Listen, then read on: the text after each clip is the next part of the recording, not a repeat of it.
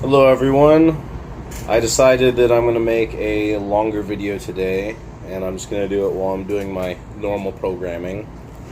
But I wanted to just ramble on a little bit about something that not a lot of people consider, even though it's a very accepted training concept that for each individual lift in powerlifting, a squat, bench press, and a deadlift, every athlete's going to have different needs and different levels of exposure that they can handle depending on the intensity of the lift. But a lot of people seem to just do a traditional peak for all three, and you don't really have to. There's a lot of different ways you can go about doing a peak properly and to get the right game day performance you want. And I think the biggest misconception is that you have to touch something near what you're going to hit on meet day in order to perform that on meet day, and that's not the case for all lifters. So there's three concepts I want to talk about, and one of them is the traditional peak and taper, which everyone is pretty familiar with, then the wave load, and then I want to talk about training a lift into the meet. So depending on where a lifter is leveraged, if it's extremely well, you're probably going to want to go the traditional peak and taper, because typically if someone's leveraged well for a lift, they can recover better from it, and they might actually need that higher level of exposure to maintain their performance and carry it into the competition.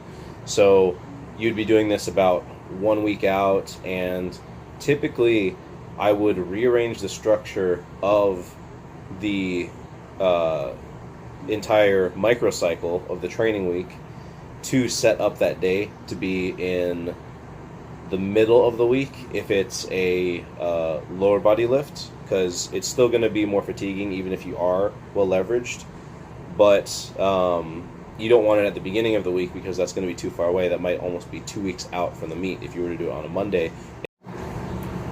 So the next concept is going to be the wave load. Now, this is going to be typically having to do a little bit less with leverage and more so with how you're doing throughout the previous training cycles. And an example I can give is, let's say that you're trying to wave load a squat. So the wave load you're going to do is you're going to take your heaviest squat about 3 weeks out, and then you're going to take almost a full step back into taking what would be something closer to like a first attempt maybe, depending on the lifter, or just bringing that intensity back down just enough to prime you to hit it up again on your actual competition. And the advantage of this is if you really don't know where the strength of that lift is. Like, let's say you've had a shit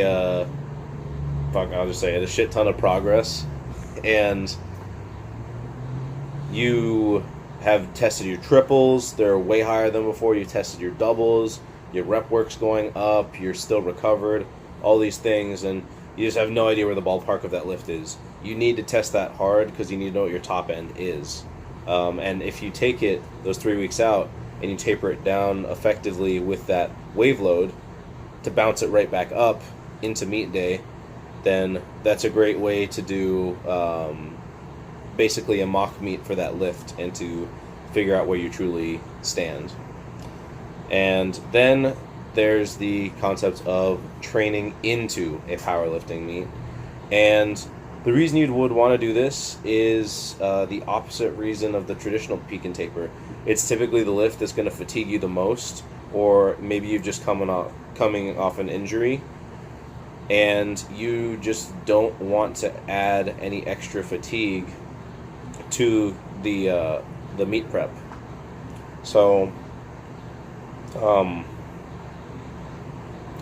I would pick either a more predictable, most fatiguing lift to do training into the meet, because you're not going to have enough time to dissipate that fatigue, even with the other setups that we had talked about previously. Or if you are experiencing a lot of pain, discomfort, or you're just coming off an injury in an affected area from a lift, then it's going to be better to train it into the meat, because the less times that you have to touch your top end, the safer that you're going to be. So that's one of the things that I really like for it. And aside from that, going back to just fatigue management, let's say you're poorly leveraged for squats and they just fry you completely and you don't feel right for, I don't know, 2-3 weeks on end. You can't really do any of these approaches if it's 4 weeks out very effectively. So you might as well just train it into the meat and keep your fatigue cost very low so you can dedicate it to your deadlift instead. Yeah, so that's pretty much what I wanted to talk about. And aside from that, that you can have completely different meat prep structures from your normal off-season training, from your normal microcycle weekly setup.